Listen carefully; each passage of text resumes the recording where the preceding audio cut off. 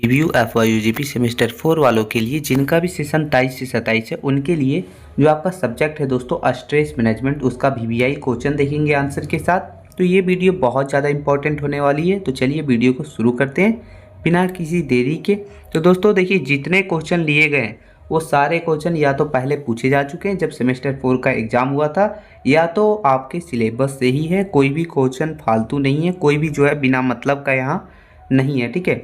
तो हम कम ही क्वेश्चन लेते हैं और इम्पॉर्टेंट लेते हैं। तो चलिए देखेंगे पहला क्वेश्चन जो हमारा हो गया, जो बहुत ज़्यादा इम्पॉर्टेंट है, पहले पूछा जा चुका है जब सेमेस्टर 4 का एग्ज़ाम हुआ था 22 से 26 का, तब पूछा गया था। ये क्वेश्चन बोल रहा है कि तनाव के प्रमुख लक्षणों का वर्णन कीजिए, यानी कि जो आपका स्ट्रेस होता है उसके क्या क्या लक्षण होते हैं, क्या क्या गुण लक्षण होते हैं, ये आपको वर्णन करना है। तो चलिए हम समझेंगे दोस्तों।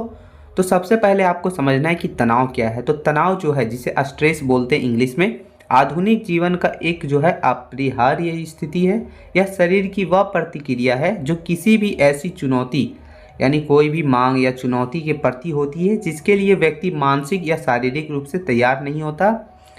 हंस सेलिये, जिन्हें तनाव के पिता के रूप में इन्हें माना जाता है, उनके अनुसार अगर देखा जाए तो तनाव शरीर के किसी भी मांग के प्रति एक गैर विशिष्ट प्रतिक्रिया है। जब चुनौतियां हमारी क्षमता से अधिक हो जाती है तो वे तनाव का रूप ले लेती, तनाव पैदा कर देती। तो ये हमारा तनाव का छोटा सा इंट्रो था। तनाव क्या होता है? कोई भी चुनौती हो, कोई भी मांग वगैरह के प्रति हमारा जो सोचने का अचानक से हमारे पास जो आ जाता है उसे ही मांग मतलब तनाव कहते हैं, ठीक है।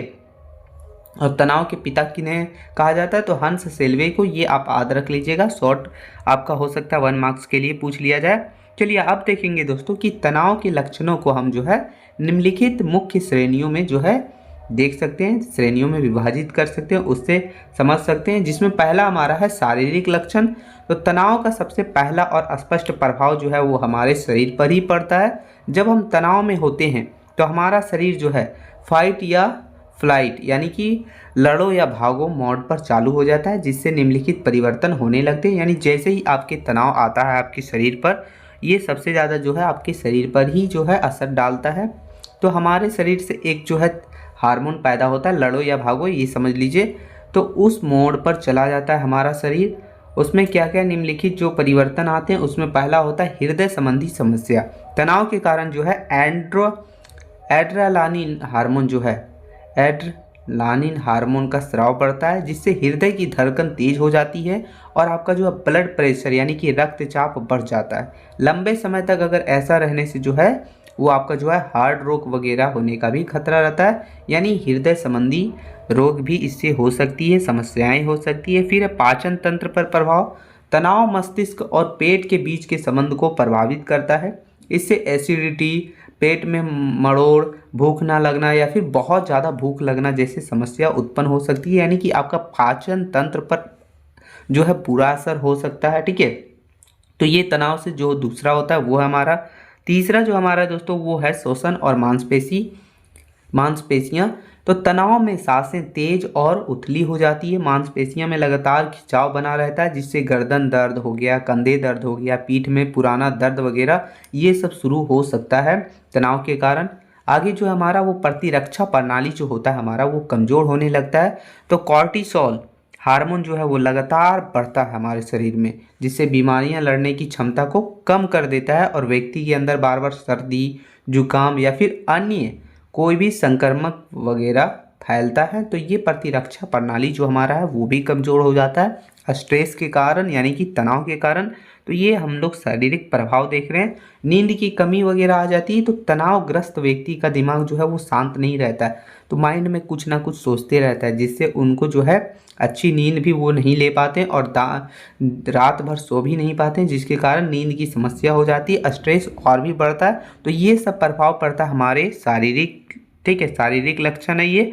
दूसरा जो है दोस्तों वो है हमारा मनोवैज्ञानिक या फिर भावनात्मक लक्षण।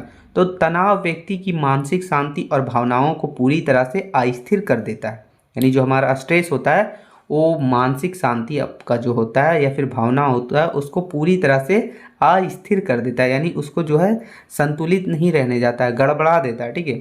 जिसमें पहला होता है अत्यधिक चिंता या फिर व्याकुलता, व्यक्ति हर समय किसी अनहोनी का डर में जीता है, छोटी छोटी चुनौतियां भी उसे जो है पहाड़ जैसा लगने लगती है।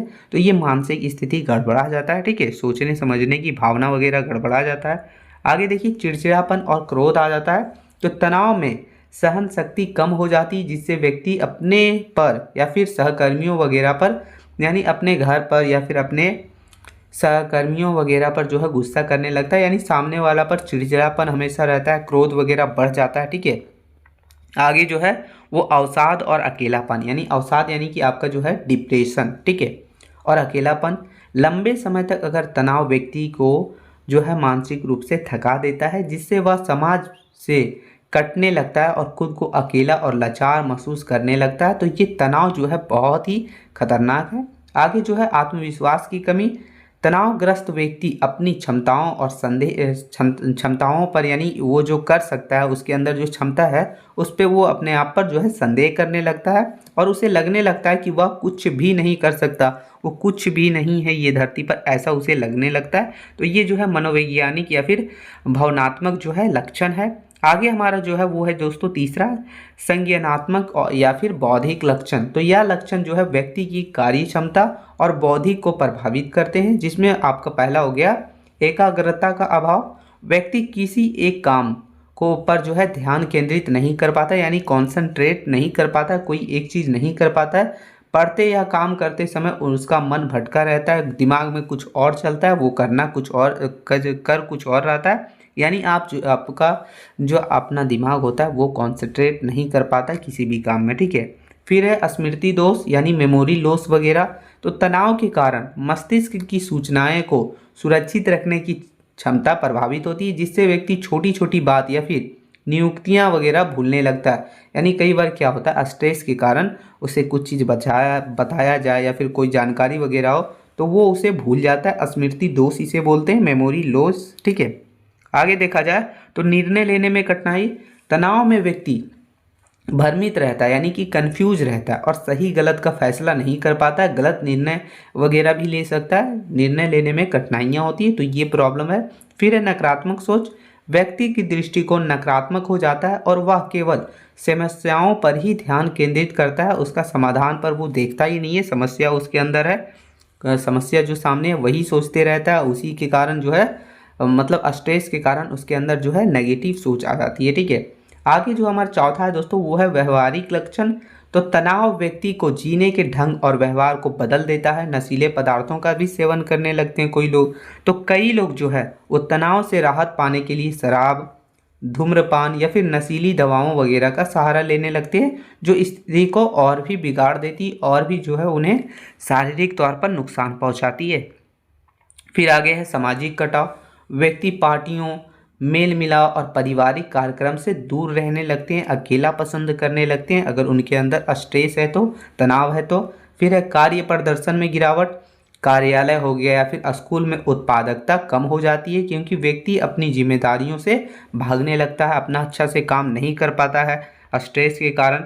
फिर है असामान्य आदतें, घबराहट में नाखून चबाना, पैर हिलाना या फिर बार बार चेहरे छूना जैसे व्यवहार दिखने लगते हैं व्यक्ति के अंदर स्ट्रेस आने पर, स्ट्रेस रहने पर। और फिर आगे हमारा पांचवा है कि दीर्घकालीन प्रभाव, यानी लंबे समय तक अगर स्ट्रेस रहा तो उसका क्या प्रभाव पड़ता है वो देखेंगे।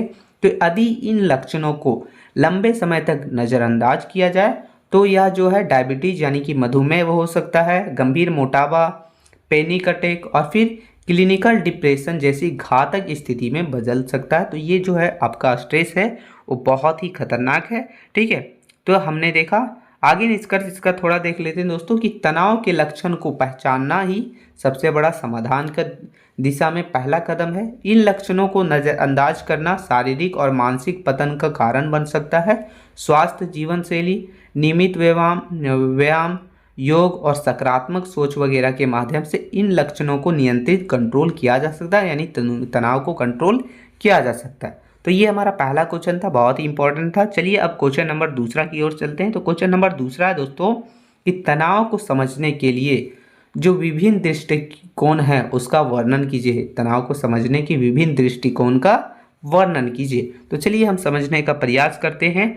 तो तनाव को समझने के लिए मनोवैज्ञानिकों ने अलग अलग नज़रिए दिए हैं। मुख्य रूप से तनाव को जो है 3 तरह से देखा जाता है।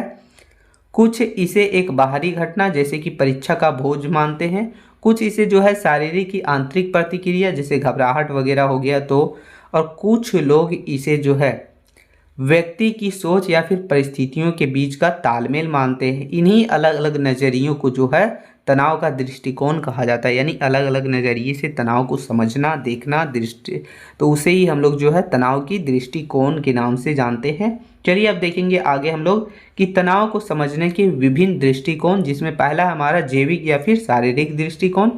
तो यह दृष्टिकोण तनाव को शरीर के भीतर होने वाले परिवर्तनों के रूप में देखा आता है। इसमें मुख्य रूप से 2 सिद्धांत की चर्चा की गई है, जिसमें पहला सिद्धांत हमारा वो है हंस सेल्वे। ये कौन था? तो ये था हमारा तनाव के पिता के रूप में इसे जाना जाता है, जनक के रूप में जाना जाता है, ठीक है। इसका जो है वो सामान्य अनुकूलन लक्षण यानी जनरल एडॉप्शन सिंड्रोम, ठीक है, जो कि गैस के मतलब शॉर्ट फॉर्म में इसे गैस कहा जाता है। तो इनके द्वारा जो सिद्धांत दिया गया वो क्या है? तो हंस सेल्वे को तनाव अनुसंधान का जनक माना जाता है। उन्होंने बताया कि जब भी शरीर पर कोई दबाव पड़ता है तो शरीर 3 चरणों में प्रतिक्रिया देती है। कैसे? तो पहला संचेत व्यवस्था, जैसे ही तनाव पैदा करने वाला कारक सामने आता है तो शरीर जो है हमारा वो फाइट या फिर फ्लाइट के लिए तैयार हो जाती है। एंड्रोलानिन का स्राव बढ़ जाता है हमारे शरीर में, तो ये होता है सबसे पहले। फिर दूसरा है प्रतिरोध व्यवस्था। यदि तनाव बना रहता है तो शरीर उसका सामना करने की कोशिश करती है और अपनी ऊर्जा का उपयोग स्थिति से लड़ने में करता है, तो ये प्रतिरोधी अवस्था। और तीसरी अवस्था वो है थकावट अवस्था। या यदि तनाव बहुत लंबे समय तक खींचा जाए तो शरीर की क्षमता समाप्त हो जाती है और व्यक्ति गंभीर बीमारियों का शिकार हो जाता है। तो ये सभी चीज़ें जो है होती है, ठीक है। ये 3 जो हमारा होता है दोस्तों, ठीक है, प्रतिक्रिया 3 चरण में होती है। केनन का जो है अल्पकालीन प्रतिक्रिया है वो क्या है? तो वाल्टर केनन ने जोर दिया कि शरीर जो हमारा है वो तनाव के समय आंतरिक संतुलन बनाए रखने की कोशिश करती है। तो ये केनन के द्वारा जो है प्रतिक्रिया दिया गया था, आपातकालीन प्रतिक्रिया, ठीक है। दूसरा दृष्टिकोण जो हमारा है वो है मनोवैज्ञानिक या फिर संज्ञानात्मक दृष्टिकोण। तो यह दृष्टिकोण सबसे महत्वपूर्ण माना जाता है क्योंकि यह बताता है कि एक ही घटना एक व्यक्ति के लिए तनावपूर्ण हो सकती है और दूसरे के लिए सामान्य, यानी कि कोई व्यक्ति इसे अच्छे से झेल सकता है, सामना कर सकता है, तो वही प्रॉब्लम जो है किसी और व्यक्ति के लिए खतरनाक हो सकता है, तनावपूर्ण हो सकता है। तो ये बताता है हमारा मनोवैज्ञानिक दृष्टिकोण या फिर संज्ञानात्मक दृष्टिकोण। तो रिसर्च लाजरस का संज्ञानात्मक मूल्यांकन मॉडल देखेंगे तो लाजरस के अनुसार तनाव घटना में नहीं बल्कि हमारे सोचने के ढंग में होता है। इसके 2 चरण होते हैं, यानी आप जैसे सोचते हैं वही हिसाब से हमारे अंदर तनाव पैदा होता है। हम किसी चीज़ को जो है नॉर्मल समझेंगे तो वो नॉर्मल ही लगेगा, और किसी चीज़ को हम हार्ड समझ लेते हैं तो तनाव बन जाता है। तो देखिए 2 चरण हैं, जिसमें पहला चरण है प्राथमिक मूल्यांकन। व्यक्ति घटना का आकलन करता है कि क्या यह उसके लिए हानिकारक है, चुनौतीपूर्ण है या फिर नॉर्मल है। तो ये पहला चरण है। दूसरा चरण है जो कि है तृतीयक मूल्यांकन। व्यक्ति अपने संसाधनों जैसे कि पैसा हो गया, बुद्धि हो गया, फिर सामाजिक सहारा वगैरह का आकलन करता है कि यदि उसे लगता है कि उसके पास समस्या से लड़ने के लिए पर्याप्त साधन नहीं है तो वो तनाव महसूस करता है, और अगर उसे लगता है हम इस समस्या से लड़ सकते हैं, मेरे पास वो साधन है, तो वो तनाव महसूस नहीं करता। तो ये 2 चरण होते हैं समझने के। आगे हमारा तीसरा जो है वो उद्दीपक आधारित दृष्टिकोण, यानी यह दृष्टिकोण जो है वो तनाव को एक बाहरी कारण या दबाव के रूप में देखता है जो व्यक्ति के अंदर जो है व्यक्तियों पर प्रभाव डालता है या फिर व्यक्ति पर डाला जाता है। जिसमें पहला हो गया हमारा जीवन की महत्वपूर्ण घटनाएं। इसमें माना जाता है कि जीवन में आने वाले बड़े बदलाव जैसे कि विवाह हो गया, तलाक हो गया, नौकरी छूटना वगैरह, तो ये सभी चीज़ें जो है व्यक्ति पर दबाव डालते हैं और स्ट्रेस पैदा करते हैं। फिर आगे जो हमारा दूसरा वो है होम्स और राहे का सिद्धांत। तो उन्होंने सोशल एडवर्टाइजमेंट रेटिंग स्केल के माध्यम से यह मापा है कि जीवन के बदलाव व्यक्ति को बीमार करने के लिए कितने जिम्मेदार हैं। तो यह तनाव को एक इकाई में भी मापा जा सकता है। तो ये देखिए हमारा उद्दीपक आधारित दृष्टिकोण है। चौथा जो दृष्टिकोण है वो है सामाजिक सांस्कृतिक दृष्टिकोण। तो तनाव केवल व्यक्तिगत नहीं होता है बल्कि समाज में भी जो है इसे पैदा करता है, समाज भी इसे पैदा करता है। जैसे देखिए सामाजिक दबाव, जैसे गरीबी हो गया, बेरोजगारी हो गया, जातिगत भेदभाव हो गया या फिर सांप्रदायिक तनाव वगैरह व्यक्ति में नियंत्रण तनाव बनाए रखते हैं, लगातार तनाव बनाए रखते हैं। तो ये जो है व्यक्तिगत भी हो सकता है। ठीक है, तो आगे देखिए पर्यावरणीय कारक। तो अधिक भीड़भाड़ हो गया, शोर शराबा हो गया या फिर प्रदूषण वगैरह भी जो है तनाव के प्रमुख स्रोत होते हैं। यह दृष्टिकोण मानता है कि व्यक्ति जिस परिवेश में रहता है वही उसके तनाव का स्तर तय करती है। तो ये हमारा था, ठीक है, ये हमारा था दोस्तों सामाजिक सांस्कृतिक दृष्टिकोण। फिर पांचवा है कार्यस्थल संबंधी दृष्टिकोण। तो आज के दौर में जो है सबसे ये बहुत ही फेमस दृष्टिकोण है, क्योंकि यह जो है कार्यस्थल की मांगों और व्यक्तियों के नियंत्रण क्षमता के बीच असंतुलन को तनाव मानता है, जिसमें भूमिका संघर्ष देखा जाए। जब एक कर्मचारी को समझ नहीं आता है कि उसे किसकी बात माननी है या फिर किसका काम को जो है लक्ष्य के रूप में स्पष्ट नहीं होता है, उसको क्या करना है ये पता नहीं चलता है, तब उसके अंदर जो है तनाव पैदा होता है। फिर आगे देखिए कार्यभार यानी ओवरलोड, ओवर काम, ठीक है। तो क्षमता से अधिक काम या फिर समय की कमी तनाव का मुख्य कारण बन सकती है। तो ये था।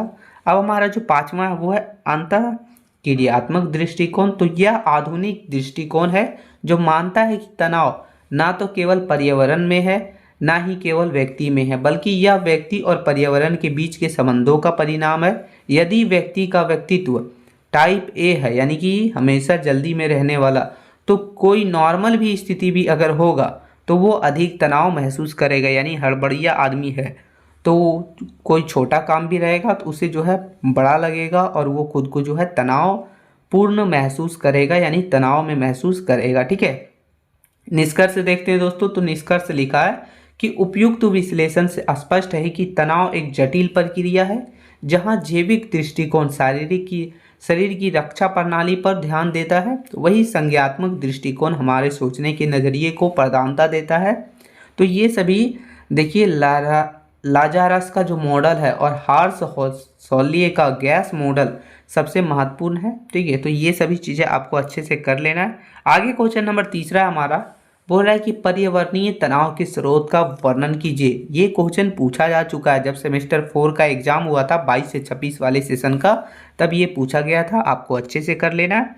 क्वेश्चन है दोस्तों पर्यावरणीय तनाव के स्रोत का वर्णन कीजिए। अब हम लोग आंसर देखते हैं। तो आंसर है कि पर्यावरणीय तनाव का अर्थ उन बाहरी दबावों से है जो हमारे आसपास के वातावरण के कारण पैदा होते हैं। जब हमारे माहौल की स्थितियाँ जैसे कि मान लीजिए शोर वगैरह, भीड़ वगैरह जब हमारी बर्दाश्त करने की क्षमता से बाहर हो जाती है तो वे जो है तनाव के स्रोत के रूप में बन जाती है, तनाव के रूप ले लेती है और हमारे अंदर आ जाती है। ठीक है, यानी कोई भी हमारे आसपास हो रहे पर्यावरणीय या फिर आसपास के वातावरण का कारण जो है वो अगर तनाव बनता है तो उसे ही हम लोग पर्यावरणीय तनाव का स्रोत बोलते हैं। आगे देखा जाए तो इसके प्रमुख स्रोत में पहला जो हमारा है वो है शोर यानी कि वॉइस पॉल्यूशन। ठीक है, एक अदृश्य तनाव के रूप में ये काम करता है। तो शोर को जो है अवांछित ध्वनि के रूप में परिभाषित किया जाता है। यह पर्यावरणीय तनाव का सबसे तेज स्रोत में से एक है, जिसमें देखा जाए तो इसमें क्या क्या है तो तीव्रता और अनिश्चितता।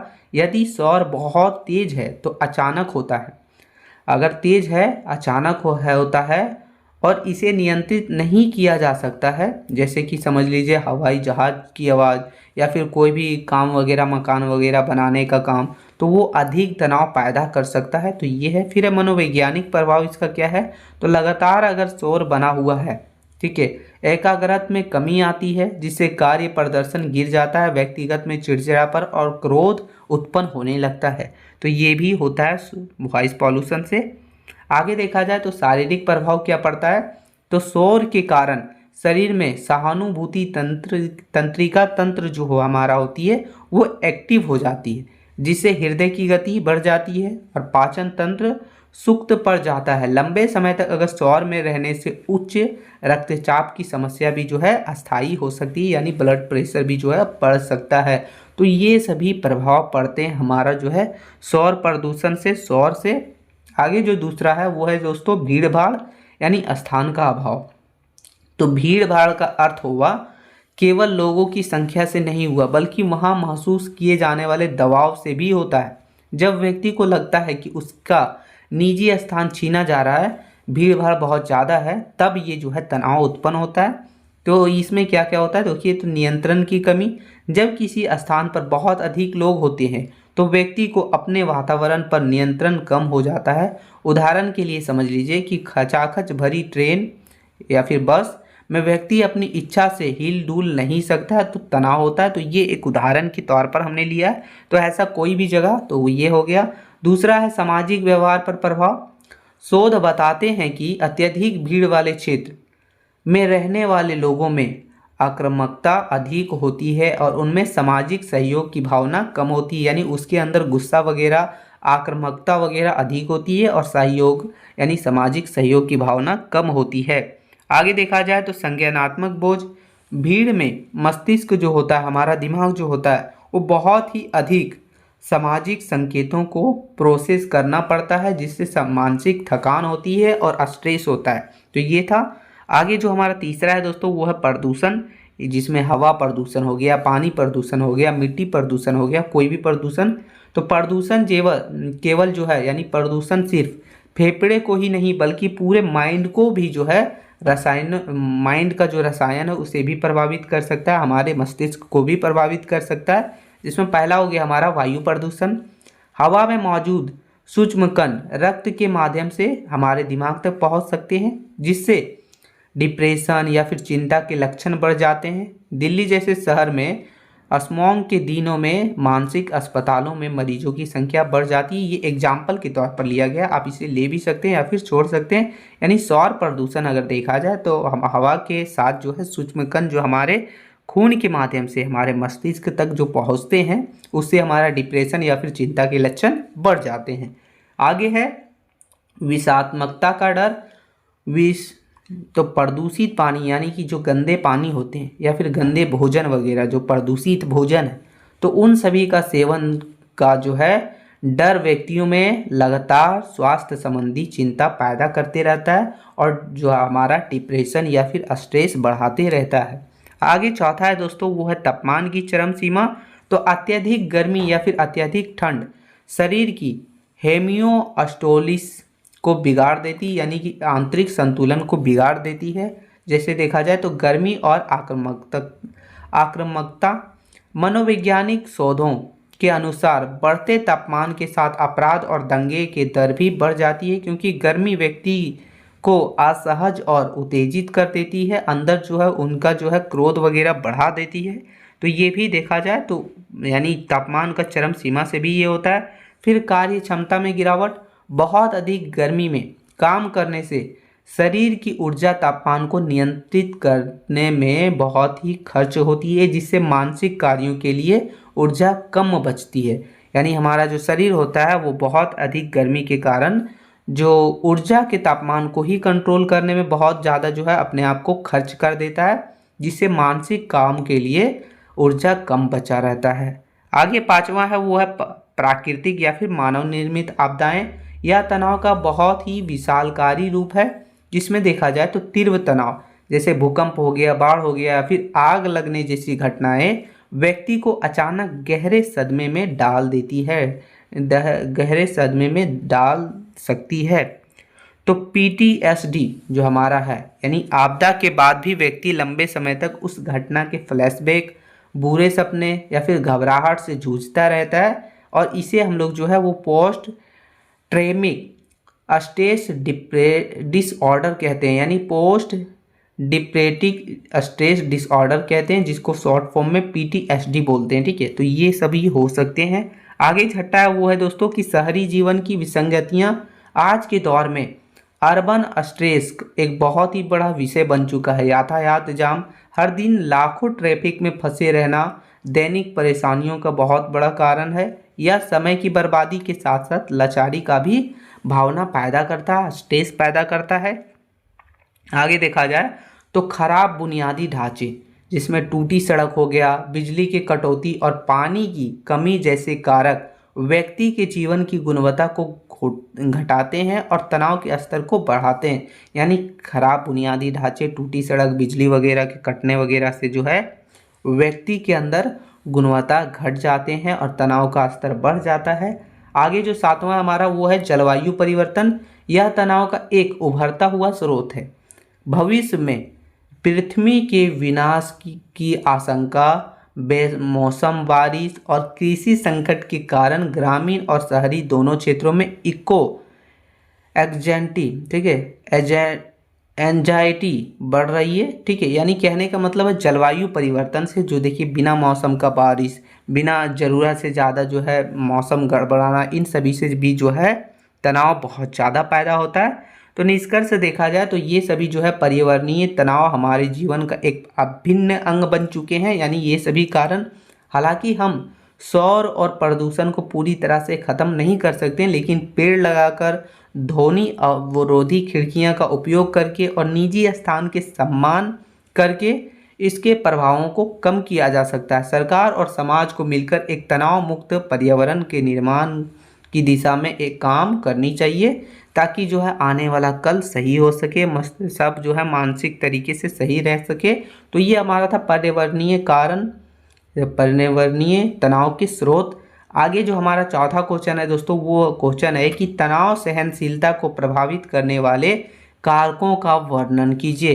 तो चलिए हम लोग समझते हैं दोस्तों। आंसर है कि तनाव सहनशीलता का अर्थ व्यक्ति की उस क्षमता से है जिसके द्वारा वह कठिन या फिर तनावपूर्ण परिस्थितियों में खुद को कंट्रोल यानी संतुलित बनाए रखता है। यह वह आंतरिक शक्ति है जो हमें मानसिक रूप से टूटने से बचाती है और दबाव के मौजूद सामान्य रूप से कार्य करने में मदद करती है। तो यही हमारा जो है तनाव सहनशीलता कहलाता है।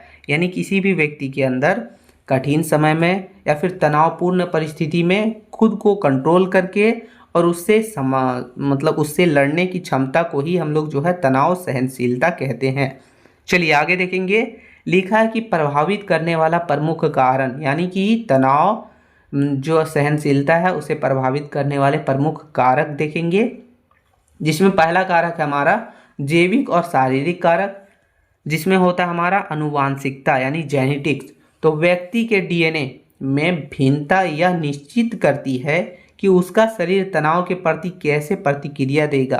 कुछ विशिष्ट जीन तनाव हार्मोन जैसे कि कॉर्टिसोल के उत्पादन और विनियमन को प्रभावित करते हैं, जिससे व्यक्ति की दबाव झेलने की क्षमता कम या फिर अधिक हो सकती है।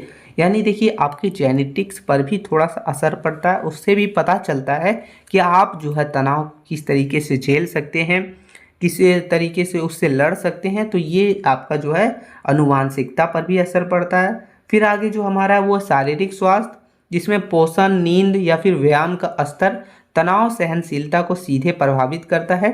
उचित खान पान हो गया, अच्छी नींद लेने से व्यक्तियों के अंदर जो है वो शरीर में तनाव से निपटने के लिए अधिक ऊर्जा होती है और वो जो है तनाव से लड़ सकते हैं। तो शारीरिक स्वास्थ्य जो है बहुत ज़्यादा मायने रखता है, ये बहुत बड़ा कारक के रूप में है जो प्रभावित करता है।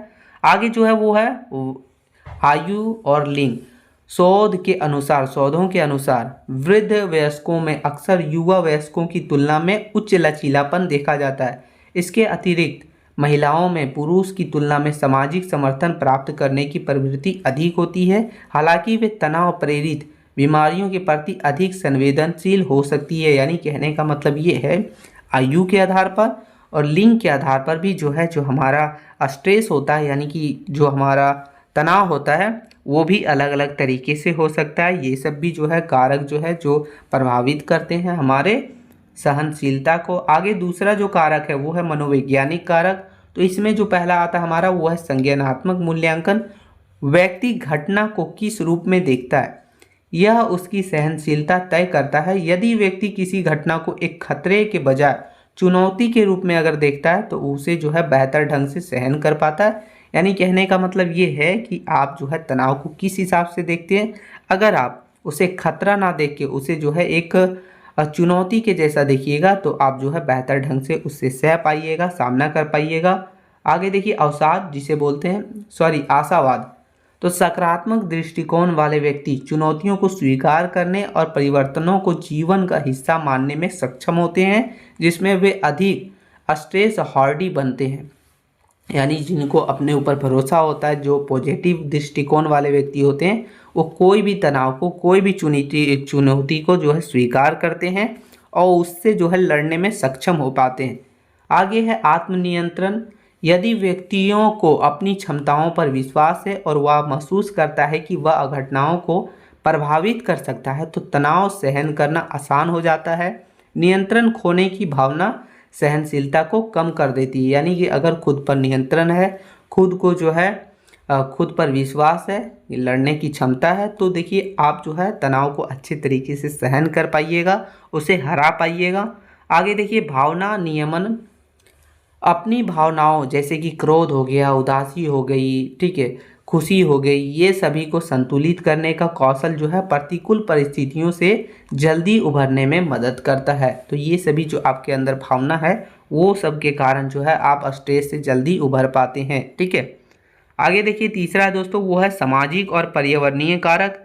तो सामाजिक समर्थन, मित्र और परिवार का एक सहायक नेटवर्क तनाव के खिलाफ एक बफर के रूप में काम करता है। अकेलेपन और अलगाव से जूझ रहे व्यक्तियों को तनाव सहनशीलता कम होती है। यानी कि सामाजिक समर्थन बहुत ज़रूरी होता है, जिसके जो तनाव से जूझ रहे हैं, ठीक है, मित्र के साथ, परिवार के साथ उसे जो है मिलजुल के रहना चाहिए।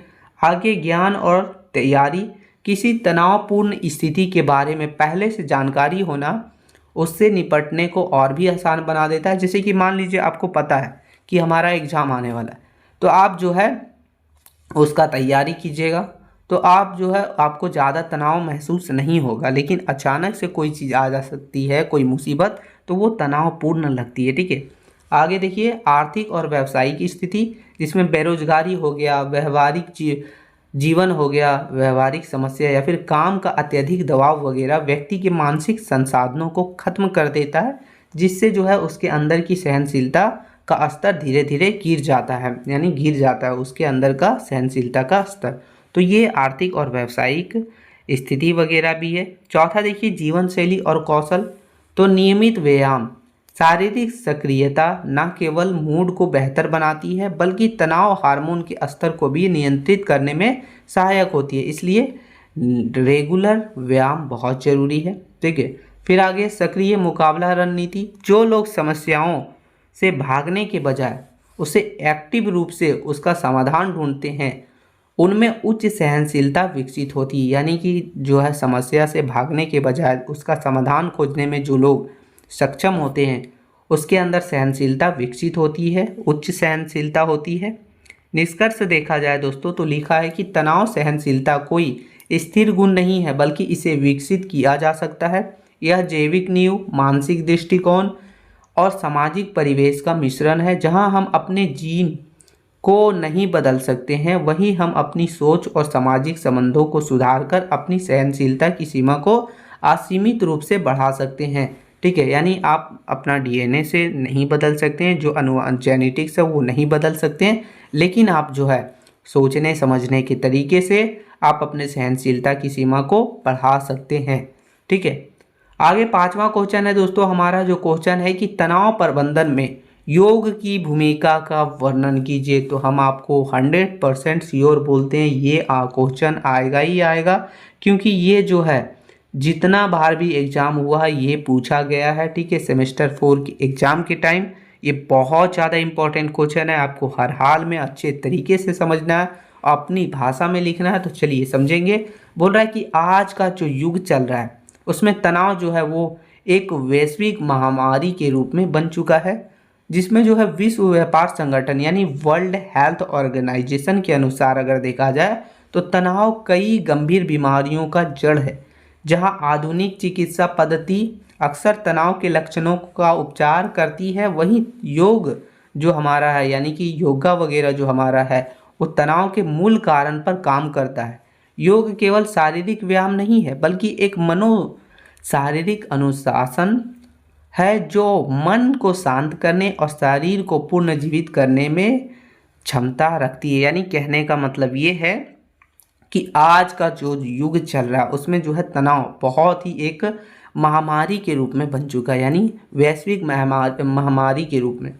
वही देखा जाए तो विश्व स्वास्थ्य संगठन के अनुसार जो बीमारी का जो जड़ है वो अधिकतर तनाव ही रहता है, गंभीर बीमारियों का जड़। वह तो हमारा जो आधुनिक चिकित्सा पद्धति है वो इसका ट्रीटमेंट उपचार जरूर करती है, लेकिन जो आपका योग है वो तनाव का मूल कारण पर नियंत्रित करता है, इसे जो है अच्छे से कंट्रोल करता है। और ये व्यायाम का, योगा का मतलब ये नहीं हुआ कि ये शारीरिक व्यायाम है, बल्कि ये जो है हमारा मनोशारीरिक अनुशासन के रूप में भी काम करता है, मन को शांति करता है, शरीर को फिर से जो है ऊर्जा देके पुनर्जीवित करने में ये सक्षम रहता है। ठीक है, तो ये है। आगे देखा जाए तो तनाव प्रबंधन में योग की भूमिका क्या है, जिसमें पहला हो गया कि तनाव का मनोदैहिक चक्र और योग। चिकित्सा विज्ञान मानता है कि तनाव मन में होने से, यानी मन से शुरू होता है। यानी जो हमारा चिकित्सा विभाग है, चिकित्सा विज्ञान है, उनका मानना है कि जो तनाव है वो मन से शुरू होता है, यानी हमारे मन से शुरू होता है और तन शरीर में बीमारी बनकर प्रकट होता है। तो योग इस चक्र को तोड़ने का काम करता है, यानी योगा जो है उससे इस चक्र को तोड़ने का काम करता है, हमें बचाने का काम करता है स्ट्रेस से।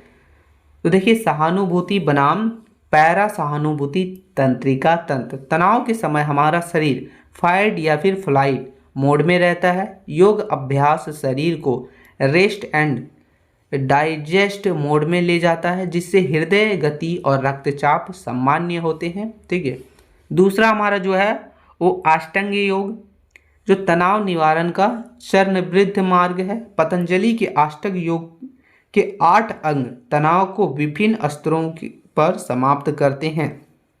यानी जो अष्टांग योग है वो तनाव के अलग अलग स्तर को भी खत्म करते हैं। ठीक है, देखिए जिसमें पहला हमारा सामाजिक स्तर, जो कि यम नियम, सत्य, संतोष और अप्रिय ग्रह जैसे गुण व्यक्ति को बाहरी दुनिया के साथ संघर्ष कम करने में मदद करता है। वहीं शारीरिक स्तर, जो कि आसन है, आसन शरीर में जमा मस्कुलर टेंशन यानी कि मांसपेशियों का खिंचाव वगैरह का मुक्त करता है।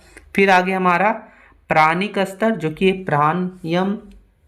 प्राणायाम यानी श्वास की गति को धीमा करके मस्तिष्क की तरंगों को शांत किया जाता है इसके माध्यम से।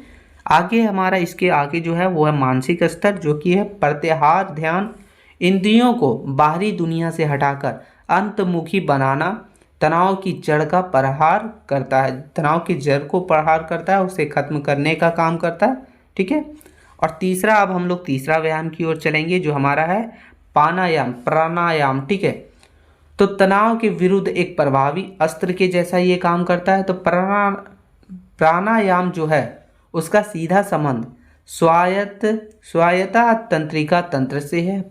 भ्रमारी प्राणायाम इसकी कुंज मस्तिष्क में नाइट्रिक ऑक्साइड के स्राव को बढ़ाती है, जो नसों को शांत करने के लिए प्रसिद्ध माना जाता है।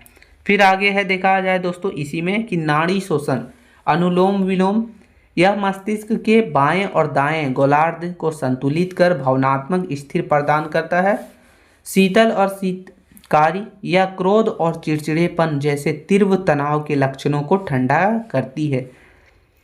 आगे हमारा जो चौथा है, योगासन और हार्मोनल संतुलन। तनाव प्रबंधन में आसनों की भूमिका रसायनों के स्तर पर होती है।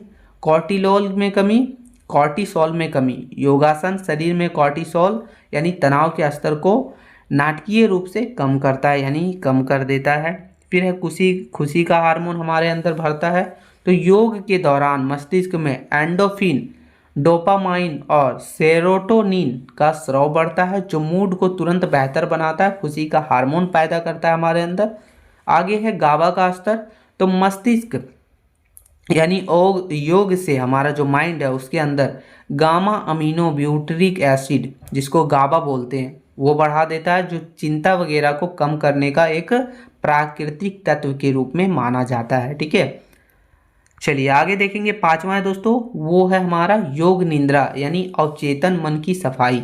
तनाव अक्सर हमारे अवचेतन मन में दबी हुई इच्छाओं या फिर डरों के कारण होता है। योग निद्रा के माध्यम से व्यक्ति अल्फा मस्तिष्क तरंगों की अवस्था में पहुंच जाता है। यह अवस्था गहरी नींद से भी अधिक विश्रामदायक होती है और मानसिक विकारों को जड़ से समाप्त करने की ये क्षमता रखती है। तो ये योग निद्रा है। आगे हमारा छठा है ध्यान, जो कि संज्ञानात्मक पुनर्गठन में काम करता है। तो ध्यान व्यक्ति को साक्षी भाव में लाता है। तनाव में व्यक्ति समस्या के साथ जुड़ा रहता है। ध्यान के माध्यम से वह समस्या को दूर से देखना सीखता है, यानी समस्या को कैसे दूर से देखना है वो सीखता है। आगे देखा जाए तो लिखा है दोस्तों कि यह व्यक्ति की प्रीफ्रंटल कॉर्टेक्स को मजबूत करता है, जिससे निर्णय लेने की क्षमता बढ़ती है और घबराहट कम होती है और समाधान वगैरह निकालने में, मतलब तनाव की चुनौतीपूर्ण वगैरह में जो हम लड़ सकते हैं, ऐसा होता है। आगे सातवां देखा जाए तो वैज्ञानिक प्रमाण और वैश्विक दृष्टिकोण। तो हार्वर्ड मेडिकल स्कूल, यानी कि बहुत सारे ऐसे वैज्ञानिक संस्थान हैं जिसने प्रमाणित किया है कि योग न केवल तनाव कम करता है, बल्कि यह तनाव से होने वाले बीमारियां जैसे कि माइग्रेन हो गया, हमारा हाई ब्लड प्रेशर हो गया, डायबिटीज हो गया, इन सभी का भी जो है प्रबंध करने के लिए अनिवार्य माना गया है। ठीक है, चलिए आगे देखेंगे। निष्कर्ष के रूप में लिखा गया है दोस्तों, तो योग जो है वो केवल चटाई पर किए जाने वाला कुछ आसन के नाम नहीं है, बल्कि यह एक ऐसी जीवन शैली है जो व्यक्तियों को स्वयं में स्थिति बनाती, यानी स्वयं को सहने योग्य बनाती है। तनाव प्रबंधन में योग की भूमिका बहुत ही अनिवार्य है, क्योंकि यह व्यक्तियों को न केवल शांत बनाता है, बल्कि उसे जीवन की चुनौतियों का सामना करने के लिए अतिरिक्त शक्ति भी, ऊर्जा भी प्रदान करता है। तो ये था कि तनाव में योग की भूमिका का वर्णन करना है। तो ये क्वेश्चन है, आपको ये आंसर लिखना है। चलिए अब क्वेश्चन नंबर छठा की ओर चलेंगे। क्वेश्चन नंबर छठा दोस्तों बोल रहा है कि तनाव के विश्राम तकनीक का वर्णन कीजिए। जितने भी क्वेश्चन है इंपॉर्टेंट हैं, इसलिए आपको करना है। आंसर है कि विश्राम तकनीक उन अभ्यासों का समूह है जो शरीर का विश्राम अनुक्रिया को सक्रिय करती है। हार्वर्ड मेडिकल स्कूल के डॉक्टर हार्बर्ट वेसन के अनुसार यह अनुक्रिया तनाव के समय सक्रिय होने वाला लड़ो या भागो तंत्र के बिल्कुल उल्टा काम करती है। जब हम इन तकनीकों का अभ्यास करते हैं तो हमारा जो हार्ट है, यानी कि हृदय गति धीमी हो जाती है, रक्तचाप ब्लड प्रेशर कम हो जाता है और मांसपेशियों का तनाव समाप्त हो जाता है। तो ये हमारा विश्राम तकनीक।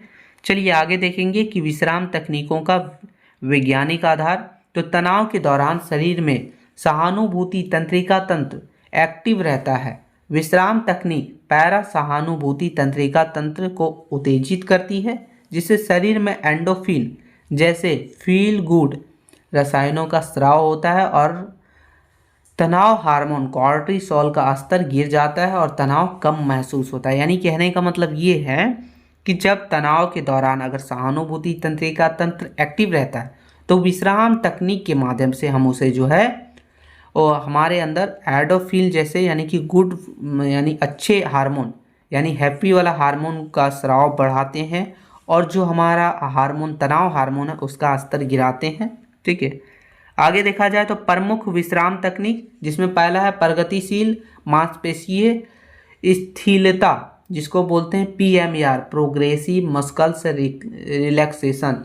जब जिबेलेक्स की तकनीक भी कहा जाता है, इसे जो है जब जैक बेसन का तकनीक भी कहा जाता है। यह इस सिद्धांत पर आधारित है कि मानसिक शांति का मार्ग शारीरिक शिथिलता से होकर गुजरता है। इसका प्रक्रिया देखा जाए तो व्यक्ति एक शांत स्थान पर लेटा जाता है और वह अपने शरीर के निचले हिस्से, यानी पंजे से शुरू करके सिर तक के प्रत्येक मांसपेशी समूह को 5 से 10 सेकंड के लिए पूरी ताकत से सिकोड़ता है और फिर अचानक से ढीला छोड़ देता है। तो ये प्रक्रिया होती है। महत्व इसका क्या है? तो महत्व ये है दोस्तों कि यह तकनीक व्यक्ति को तनाव और विश्राम के बीच के सूक्ष्म अंतर को महसूस करना सिखाती है। यह जो है अनिद्रा और पुराने शारीरिक दर्द को दूर करने में अत्यंत प्रभावी मानी जाती है। इसका महत्व है। फिर दूसरा हमारा हो गया वो है दोस्तों गहरी सांस लेने की तकनीक। तो तनाव के समय व्यक्ति उथली और तेज सांस लेता है जिससे घबराहट बढ़ती है। ठीक है, तो ये गहरी सांस लेने का तकनीक है। इसका प्रक्रिया कैसे होता है, तो इसमें व्यक्ति को नाक से गहरी सांस मतलब पेट तक ले जानी होती है, यानी जोर से गहरी सांस लेनी होती है। सांस को 10 सेकेंड तक अंदर रोकना, फिर 6 से 8 सेकेंड तक धीरे धीरे बाहर छोड़ना। तो ये प्रक्रिया होती है। प्रभाव क्या पड़ता है इसका, तो यह तकनीक सीधे वेगस तंत्रिका को संदेश भेजती है कि शरीर सुरक्षित है, जिससे मस्तिष्क तुरंत शांत हो जाता है। तो ये तरीका है गहरी सांस लेने की तकनीक। तीसरा है दोस्तों हमारा वो है निर्देशित कल्पना।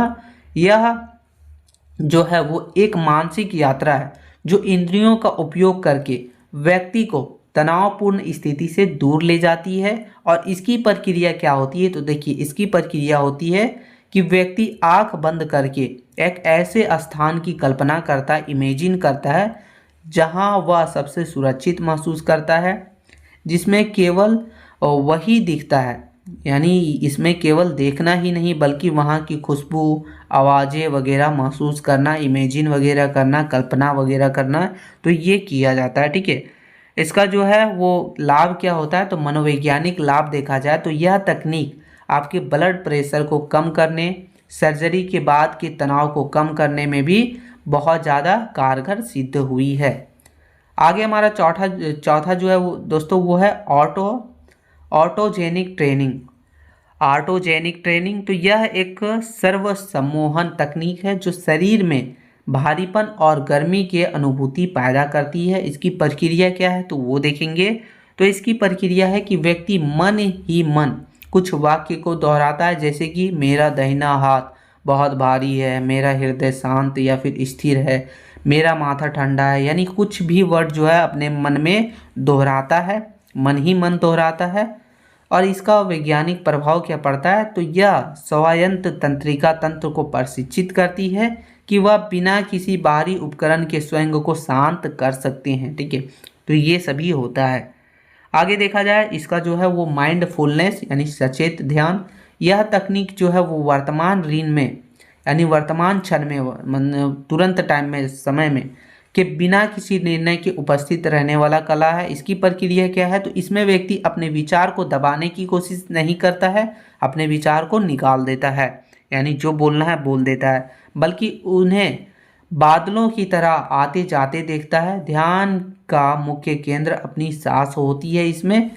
इसका महत्व क्या होता है, तो यह भविष्य की चिंता और अतीत के पछतावे को समाप्त करने का बहुत ही सशक्त माध्यम माना जाता है। फिर आगे हमारा हो गया वो है योग निद्रा। तो इसे नींद के बिना गहन विश्राम कहा जाता है। यह सचेत अवस्था और नींद के बीच की सीमा रेखा है। यह आपके माइंड की अल्फा तरंगे को बढ़ाती है जो रचनात्मकता और शांति के लिए जिम्मेदार है। ठीक है, आप देखेंगे आगे दोस्तों कि विश्राम तकनीकों के अभ्यास के नियम क्या हैं। तो इन तकनीकों के अधिकतम लाभ प्राप्त करने के लिए कुछ कंडीशंस वगैरह का पालन करना होता है। पहला हो गया इसमें नियमितता यानी नियमितता। इसे रोज कम से कम 10 से 20 मिनट अभ्यास करना चाहिए, तब ये होता है। फिर दूसरा है वो शांत वातावरण होना चाहिए जहाँ शोर और मतलब किसी भी तरह से जो है सावधान वगैरह कम हो। फिर है खाली पेट होना चाहिए। भोजन के तुरंत बाद जो है इन अभ्यासों से बचना चाहिए, खाली पेट रहे तभी करना चाहिए। तो ये सब चीज़ें फॉलो करना पड़ता है। निष्कर्ष देखा जाए तो निष्कर्ष लिखा है दोस्तों कि विश्राम तकनीकें केवल तनाव निवारक नहीं बल्कि ये एक ऐसी स्वास्थ्य जीवन शैली का आधार है। ये व्यक्तियों के तनाव सहनशीलता को बढ़ाती है और उसे भावनात्मक रूप से स्थिर बनाती है। आधुनिक मनोचिकित्सा में इन तकनीकों को दवाइयों के एक सशक्त विकल्प के रूप में देखा गया। तो ये है हमारा विश्राम तकनीक जिसके माध्यम से जो है तनाव का प्रबंधन किया जाता है, रोका जाता है, कंट्रोल किया जाता है। आगे क्वेश्चन नंबर 7वां देखेंगे। क्वेश्चन नंबर 7वां है दोस्तों कि तनाव के प्रभाव को कम कैसे किया जाता है, संक्षिप्त में वर्णन कीजिए। यानी तनाव का जो भी प्रभाव है उसे कम कैसे किया जाता है। ये बहुत ही इंपॉर्टेंट क्वेश्चन है क्योंकि सेमेस्टर 4 का एग्जाम के टाइम पूछा जा चुका है। आप जाके प्रीवियस ईयर क्वेश्चन पेपर देख सकते हैं। आंसर देखिए लिखा है कि तनाव आधुनिक जीवन का एक बहुत ही अनिवार्य हिस्सा है, लेकिन इसे प्रभावी ढंग से प्रबंधित करना हमारे शारीरिक और मानसिक स्वास्थ्य के लिए बहुत ही जरूरी है। तनाव को कम करने का अर्थ है इसे पूरी तरह से समाप्त नहीं करना, ये समाप्त होगा ही नहीं, बल्कि इसके प्रति शरीर की प्रतिक्रिया को कंट्रोल करना। इसके लिए संसाधन, मुकाबला करने की रणनीति, इन सभी का उपयोग करके तनाव को कंट्रोल करना ही जो है तनाव के प्रभाव को कम करना होता है, और इसी से हमारा शारीरिक और मानसिक स्वास्थ्य जो है अच्छी रहती है। चलिए आगे देखेंगे। लिखा है कि तनाव के प्रभावों को कम करने की रणनीति, जिसमें पहला रणनीति हो गया हमारा कि शारीरिक स्तर पर प्रभाव कम करने के उपाय। तो तनाव सबसे पहले शरीर पर ही प्रभाव हमारा जो है प्रहार करता है, अटैक करता है, इसलिए शारीरिक सुधार बहुत ही जरूरी होती है। उसके लिए क्या करना है, तो व्यायाम और शारीरिक गतिविधियाँ। जब व्यायाम करते हैं तो शरीर में जो है एंडोफिन्स का स्राव होता है, जो प्राकृतिक रूप से तनाव को कम करता है या मांसपेशियों के खिंचाव को कम करता है और हृदय प्रणाली को भी मजबूत बनाता है। फिर दूसरा जो है वो है हमारा आहार प्रबंधन। तनाव में लोग अक्सर कैफीन या फिर अधिक चीनी वगैरह का सेवन करते हैं, जो घबराहट को बढ़ाने का काम करता है। तो तनाव कम करने के लिए मैग्नीशियम, विटामिन बी और ओमेगा 3 वगैरह से जिसमें ये सब चीज़ें हो वो तरह का आपको संतुलित आहार लेना चाहिए। तो ये ज़रूरी है हमारा जो है खाने वगैरह की चीज़ जो है उसको कंट्रोल करना, आहार प्रबंधन करना। आगे है नींद का चक्र। तो तनाव और नींद का बहुत ही गहरा संबंध है। शिल्प हाइजीन बनाए रखने से मस्तिष्क जो है हमारा वो प्री फ्रंटल कॉर्टेक्स सक्रिय रहता है, जो भावनाओं को नियंत्रित करने में काम करती है। तो ये जरूरी है, आपका नींद का चक्र होना चाहिए, नींद पूरी होनी चाहिए। दूसरा है दोस्तों वो है मनोवैज्ञानिक और संज्ञानात्मक रणनीतियाँ। तो यह दृष्टिकोण सोच बदलने पर आधारित है, जिसमें पहला हो गया हम लोग का संज्ञानात्मक पुनर्गठन। इसमें व्यक्ति अपने नकारात्मक विचारों को पहचान करता है और उन्हें तर्कपूर्ण सकारात्मक विचारों में बदल देता है, यानी नेगेटिव से पॉजिटिव विचार में बदलने का प्रयास करता है। उदाहरण के लिए समझा जाए तो मैं यह नहीं कर सकता, ये हो गया नकारात्मक सोच, और मैं इसे सीखने का प्रयास कर सकता हूँ, ये हो गया सकारात्मक सोच। तो इसके कारण इससे भी जो है हमारा तनाव प्रबंधन किया जा सकता है, तनाव को रोका जा सकता है। आगे देखा जाए वो है दोस्तों लाजरस की मुकाबला रणनीतियाँ, जिसमें हमारा समस्या केंद्रित मुकाबला। इसमें तनाव के मूल कारण को ही बदल दिया जाता है, जैसे कि परीक्षा के तनाव में परीक्षा का टाइम टेबल ही बनाना। तो ये सभी चीज़ें। आगे है भावना केंद्रित मुकाबला। जब तनावपूर्ण स्थिति को बदला ना जा सके तो अपनी भावनाओं को संभाला जाता है, ठीक है, और उससे जो है तनाव को सुधारा जाता है, मुकाबला किया जाता है। आगे को तीसरा जो है हमारा दोस्तों वो है व्यवहारिक एवं संगठनात्मक सुधार। तो जीवन को व्यवस्थित करके तनाव को न्यूनतम किया जा सकता है, यानी तनाव को कम किया जा सकता है, जिसमें पहला हो गया हमारा समय प्रबंधन यानी टाइम मैनेजमेंट। तो तनाव का एक मुख्य कारण समय की कमी है। आइजर-हार्वर मैट्रिक्स का उपयोग करके कार्य को जरूरी और महत्वपूर्ण श्रेणियों में बांटना चाहिए। यानी कहने का मतलब सीधा समझिए कि तनाव प्रबंधन जो है तनाव प्रबंधन के लिए आपका सबसे पहले समय प्रबंधन भी बहुत ज़रूरी है। तनाव का मुख्य कारण के रूप में समय की कमी है, और इसलिए आपको अपने कामों के अनुसार समय का प्रबंधन करना बहुत ज़रूरी है। फिर आगे दोस्तों मुखरता प्रशिक्षण। कई बार लोग नहीं कह पाते और काम का अतिरिक्त बोझ ले लेते हैं। अपनी सीमाओं को स्पष्ट रूप से बताना तनाव कम करने में सहायक होता है। यानी कई बार क्या होता है, आप वो काम नहीं कर पाते हैं या फिर आप कम काम कर पाते हैं, लेकिन पहले से ही बहुत ज़्यादा काम आपके पास पड़ा हुआ है, फिर भी आप ना नहीं बोल पाते हैं, वो काम ले लेते हैं। उससे जो है आपका तनाव और भी बढ़ता है। तो आप डायरेक्ट ना बोलिए या फिर हम ये नहीं कर पाएंगे या इस समय बाद कर पाएंगे, ये बोलने से आपका तनाव कम होता है। चौथा है दोस्तों वो है विश्राम और वैकल्पिक पद्धति, जिसमें योग वगैरह हो गया, योग और प्राणायाम जैसा कि पहले चर्चा की गई कि हमारी सांस लेने की तकनीक स्वायत्त तंत्रिका तंत्र को तुरंत शांत कर सकता है, यानी योग वगैरह के माध्यम से हमारी तंत्रिका तंत्र को तुरंत शांत किया जा सकता है, तनाव को थोड़ा कम फील किया जा सकता है। आगे है हॉबी और रचनात्मकता।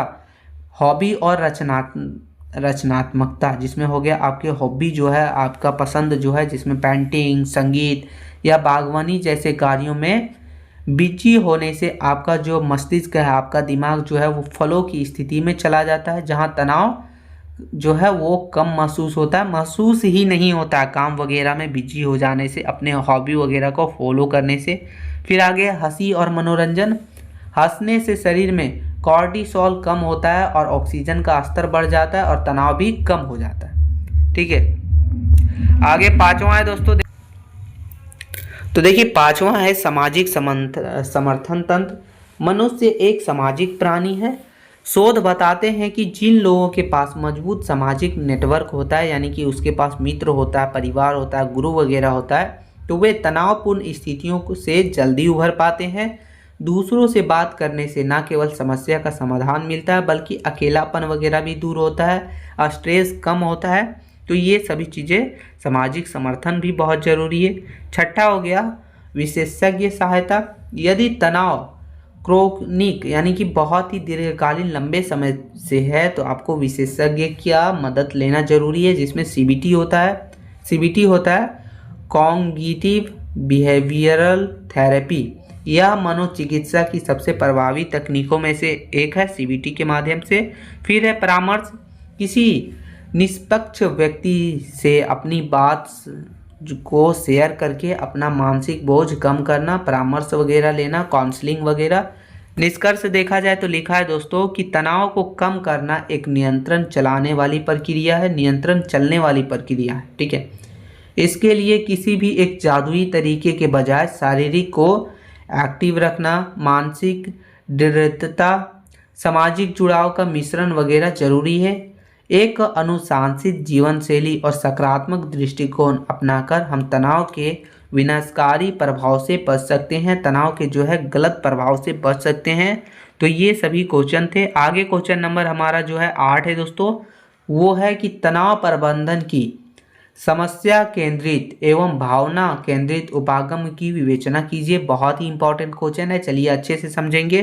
तो आंसर है दोस्तों कि तनाव का सामना करने के लिए व्यक्ति को जो मानसिक और व्यवहारिक प्रयास करता है उसे कॉपिंग कहते हैं। यानी तनाव का सामना करने के लिए व्यक्ति जो मानसिक और व्यवहारिक प्रयास करता है उसे ही कॉपिंग हम लोग कहते हैं। लाजारस और कॉफमैन के अनुसार देखा जाए तो तनाव तब उत्पन्न होता है जब किसी स्थिति की मांगे व्यक्ति की संसाधनों से अधिक हो जाती है। तनाव के प्रभाव को कम करने के लिए मुख्य रूप से 2 रणनीतियों का उपयोग किया जाता है। पहला हो गया समय केंद्रित और दूसरा हो गया भावना केंद्रित। तो इसे हम अच्छे से समझेंगे। ठीक है, चलिए जिसमें पहला हम लोग समझेंगे समस्या केंद्रित उपागम। यह उपागम तनाव प्रबंधन की एक जो है एक्टिव और प्रत्यक्ष विधि है। इसका मुख्य उद्देश्य तनाव पैदा करने वाले स्थिति या फिर स्ट्रेसर्स को सीधे तौर पर बदलना, सुधारना या फिर समाप्त करना होता है। व्यक्ति इस उपागम का उपयोग तब करता है जब उसे लगता है कि स्थिति उसके नियंत्रण में नहीं है, यानी उसके कंट्रोल में है और वह अपनी कार्रवाई से उसे बदल सकता है, तब ये उपागम का उपयोग करता है। देखिए आगे देखेंगे समस्या केंद्रित उपागम की प्रमुख रणनीतियों के बारे में, जिसमें पहला रणनीति है हमारा वो है योजनाबद्ध समस्या समाधान, यानी प्लान बनाकर। इसमें व्यक्ति समस्या का तार्किक विश्लेषण करता है और उसे सुलझाने के लिए एक व्यवस्थित योजना तैयार करता है, प्लान तैयार करता है। जैसे कि यदि कोई छात्र गणित में कमजोर है तो उसे तनाव हो रहा है, वह ट्यूशन लगने या फिर अतिरिक्त अभ्यास करने की योजना बनाता है जिससे उसको तनाव कम महसूस होता है। ये एग्जाम्पल के तौर पर हमने लिया है। ठीक है, आगे देखा जाए वो है दोस्तों सूचना संग्रहण। समस्या को बेहतर ढंग से समझने के लिए जो विशेषज्ञ वगैरह हैं उनसे सलाह लेना या फिर इंटरनेट, किताब वगैरह से जानकारी वगैरह जुटाना। आगे हमारा इसी में जो है वो है विकल्पों का मूल्यांकन। व्यक्ति समस्या के समाधान के विभिन्न रास्ते की सूची बनाता है और उसके फायदे नुकसान को तोल कर सबसे बेहतर विकल्प वगैरह चुनता है। तो ये है। आगे है दोस्तों कि सीधी कार्रवाई, समस्या के समाधान के लिए ठोस और व्यवहारिक कदम उठाना, जैसे कार्यस्थल वगैरह यानी जहां आप ऑफिस वगैरह में काम कर रहे हैं, काम का बोझ अधिक होने पर आप क्या कीजिए, अपने उच्च अधिकारी से बात करके जिम्मेदारी वगैरह को बांटना, काम वगैरह को बांटना।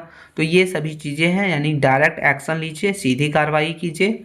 आगे कौशल विकास, यदि तनाव का कारण किसी योग्यता की कमी है तो उससे विशेष कौशल को सीखना। जैसे मान लीजिए आपका जो है तनाव का कारण क्या है, आपको कंप्यूटर नहीं चलाना आता है तो कंप्यूटर चलाना सीखिए। भाषा नहीं आता तो भाषा को सुधारिए और अपने तनाव को कम कीजिए। ठीक है, तो ये है। उपयोगिता देखा जाए तो यह उपागम जो है वो लंबे समय का समाधान यानी दीर्घकालीन समाधान प्रदान करता है और व्यक्तियों में आत्मविश्वास और नियंत्रण की भावना जागृत करने का काम करता है, जो है हमारा समस्या केंद्रित उपागम। आगे हम लोग देखेंगे वो है भावना केंद्रित उपागम। तो यह उपागम जो है दोस्तों वो तनाव के कारण को बदलने के बजाय उस तनाव के कारण उत्पन्न होने वाले भावनात्मक कष्ट वगैरह को ही बदलने का काम करता है। जैसे आपका मान ली यानी उसको कम करने या फिर प्रबंध करने का काम में केंद्रित करता है। व्यक्ति इस विधि का उपयोग अक्सर तब करता है जब तनावपूर्ण स्थिति उसके कंट्रोल से बाहर होती है या फिर जिसे बदला नहीं जा सकता, तब इसका उपयोग करता है। तब जो है भावना केंद्रित उपागम का उपयोग किया जाता है। चलिए आगे देखेंगे कि भावना केंद्रित उपागम की प्रमुख रणनीतियों के बारे में, जिसमें पहला रणनीति हमारा जो है वो सकारात्मक पूर्ण मूल्यांकन। स्थिति के नकारात्मक पहलुओं के बजाय उसके सकारात्मक या फिर शिक्षाप्रद पक्ष पर ध्यान देना। मान लीजिए जैसे कि भले ही मैं सफल हुआ लेकिन मैंने बहुत कुछ सीखा, ऐसा अगर आपके अंदर पॉजिटिव सोच रहता है तो आपके अंदर जो है स्ट्रेस कम महसूस होता है। आगे है सामाजिक भावनात्मक समर्थन, अपने करीबी मित्रों या फिर परिवार के साथ मन की बात को शेयर करना, रोना या फिर सहानुभूति प्राप्त करना, जिससे मन का भारीपन कम होता है, स्ट्रेस कम महसूस होता है। आगे है दूरी बनाना, समस्या के बारे में सोचना बंद करने के लिए खुद को किसी अन्य काम में व्यस्त कर लेना ताकि स्ट्रेस महसूस ही ना हो, यानी आपको जो है समस्या से दूरी बनाना है। फिर है स्वीकृति या स्वीकार कर लेना कि घटना घट चुकी है, अब उसे बदला नहीं जा सकता है। अब यही एक विधि है कि जो है यह विधि शोक के बहुत समय पर बहुत प्रभावी होता है। यानी कहने का मतलब ये है आप एक्सेप्ट कर लेना चाहिए कि जो घट चुका है वो बदला नहीं जा सकता है। ये सब एक्सेप्ट करके आपके अंदर जो है स्ट्रेस कम महसूस होगा। फिर आगे दोस्तों विश्राम और ध्यान, योग वगैरह हो गया, गहरी सांस लेने का व्यायाम हो गया, ध्यान वगैरह के माध्यम से शरीर और मन को जो है वो शांत करना ताकि तनाव के शारीरिक प्रभाव को कम किया जा सके, कम हो सके। नकारात्मक रणनीतियाँ, कई बार लोग जो है तनाव से भागने के लिए शराब, नशीली दवाएं या फिर अत्यधिक सोने वगैरह का सहारा लेते हैं, जो भावनात्मक केंद्रित तो है लेकिन ये जो है हानिकारक भी है। तो ये नकारात्मक रणनीति है। ठीक है, इसकी उपयोगिता देखा जाए यानी इसका उपयोग कब किया जाता है, तो यह उपागम जो है वो व्यक्ति को अचानक आए सदमे से बचाने और मानसिक संतुलन बनाए रखने में मदद करता है, विशेषकर उन स्थितियों में जहां हम बेबस महसूस करते हैं, यानी कुछ कर ना पाने की बेबस महसूस करते हैं, तब ये काम करता है। निष्कर्ष देखा जाए तो निष्कर्ष लिखा है दोस्तों कि तनाव प्रबंधन केवल परिस्थितियों को बदलना नहीं है बल्कि अपनी प्रतिक्रियाओं को प्रबंधित करना भी है। समस्या केंद्रित उपागम हमें एक कर्मठ व्यक्ति बनाता है, जबकि भावना केंद्रित उपागम हमें कठिन समस्या में मानसिक रूप से टूटने से बचाता है। एक संतुलित जीवन के लिए व्यक्ति को स्थिति की प्रकृति को समझकर सही रणनीति का चुनाव करना चाहिए और अपने तनाव का प्रबंधन करना चाहिए ताकि हमारा मानसिक और शारीरिक स्वास्थ्य सही रहे, हम जो है अच्छे काम वगैरह कर सके, आगे बढ़ सके। तो ये था हमारा दोस्तों स्ट्रेस मैनेजमेंट सेमेस्टर 4 वालों के लिए एक वीडियो जो बहुत ज़्यादा इम्पॉर्टेंट है। इसमें हमने ज़्यादा नहीं बस 8 ही प्रश्न देखा है और यही 8 प्रश्न आपको अच्छे से कर लेना है। अगर आप यही अच्छे से कर लेते हैं तो आपको जो है अच्छे मार्क्स के साथ आपका जो है मतलब एग्ज़ाम जाएगा, कोई दिक्कत नहीं है, अच्छा नंबर भी आपका आएगा, आप अच्छे से लिख भी पाइएगा। तो यही छोटी सी वीडियो थी, हेल्प लगी तो एक छोटा सा लाइक कर दीजिएगा। मिलते हैं नई वीडियो में, तब तक के लिए जय हिंद मित्रों।